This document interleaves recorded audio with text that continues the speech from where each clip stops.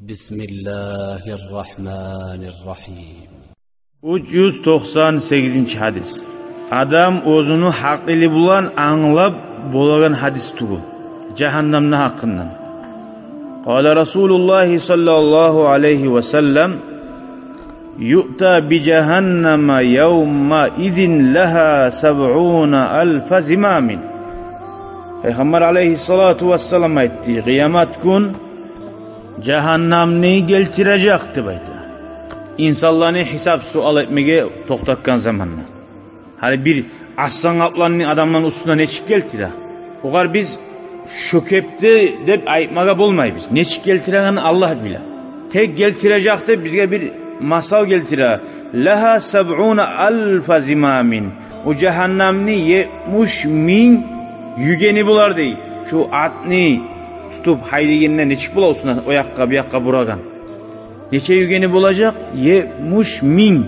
To'xtashgan hadis. Ma'a kulli zimamin. Her yugenni tutkan 70,000 melekin yajurrunaha. 70,000 malaik her yugenni tutkan tarta.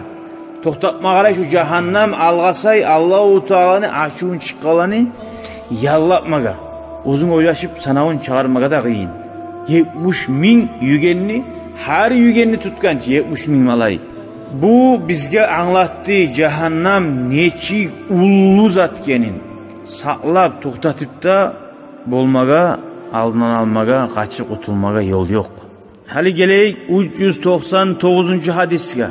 Jahannamna bolagan azabna haqqından. Wa anin Nu'man ibn Bashir radhiyallahu anhuma. Başirni ulanı Nu'man bulaga ikkisine de Allahu Teala'nın razılığı olsun. Qala aytti. Samiyatum men eşittim Rasulullah sallallahu aleyhi ve sellem. Allah'ın elçisin ozuğa salat salamları bulgur. Yaqulu ayta turub. İnne ahvana ahlin nari azaban yevmel qiyamah. Kıyamet gün labda yengil azab berilen adam cehannamna la raculun yuda'u fi akhmasi qadamayhi. Alay adamnir ozunu ayağını tuğuna salina, ayakların tuğuna jamratani iki cücum yağli minhuma dimağuhu. Şu iki cücum salmak bulan şu adamni maha mayları qaynardı. Allah sallasın. Lab yengili ma yara anna ahadan aşaddu minhu azaban. Şu adam esine gelir ozgarimi cehennamna biravgoda şöyle güçlü azap verilmeydi. Ve innehu leahvanuhum azaban. Ozumsa şu adam labda cehennamna yengil azap verilen adamdır dey. Şu cehennamna bolganı bolar çidar biz çıgar biz de baytagan adam buna şüley lab yengil azap verilse olacak. Allah saklasın ya Allah. Muttafaqun aleyhi. Bu da to'xtashgan hadistir. Hali yağli degen zamandan qaynay. Ay qazan qaynasın eş bula pey usunna. Şu adam yüreğine to'xtashar dey. Lab güçlü azap mağa beriladir deb aytib. Ara? Esine de gelmey to'xtashar deb aytib. Bu hadis bizga qo'rquv berdi. Gunohlarga tushmoqdan, axiri jahannam ahli bo'lmaga bolagan sahali. Hali gelek ayak tuğunneyi lab yengil azap edi. Dureyçi. Hali biraz orga çıgayık. Bağançıklarını elli. Ayaklan tuğundan ağzına orga göterildi. Bağançık şu ayak kimler gelip bir tane yeri. Son tobukluğa bağıp. Son dağa da orga. Neçik bolar eken azabı. Ve an Sumrata ibn Jundubin radıyallahu anhu. Anna nabiyallahi Allah'ın peygamberi sallallahu aleyhi ve sellem aytti de bayta Samurat Allah razı bolgur. Minhum man ta'khuduhun naru ila ka'bayhi. Cehennem ahludan bir tayfa adamlar var. Ozdani cehennamni otu ayaklarını şu bağançıklarını yerli yetegen. Ve minhum man ta'khuduhu ila rukbatayhi. Dağda cehennem ahlulardan birileri var. Cehennemni otu tobuklarını yerli yetegen. Ve minhum onlardan bir daha var. Man ta'khuduhu ila huczatihi.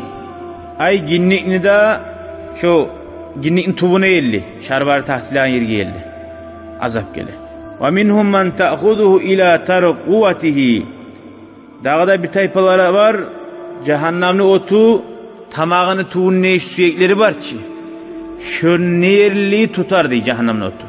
Velil insani tarquvatani fi canibayn nahri.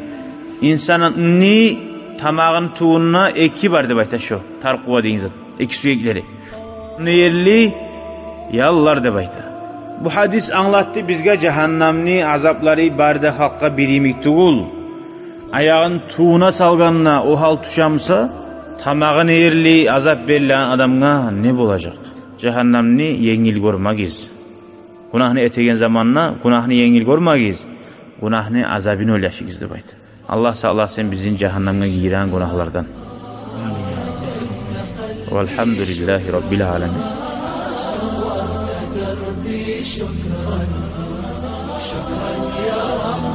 شكرا يا ربي شكرا هديت قلبي شكرا نورت دربي شكرا شكرا يا رب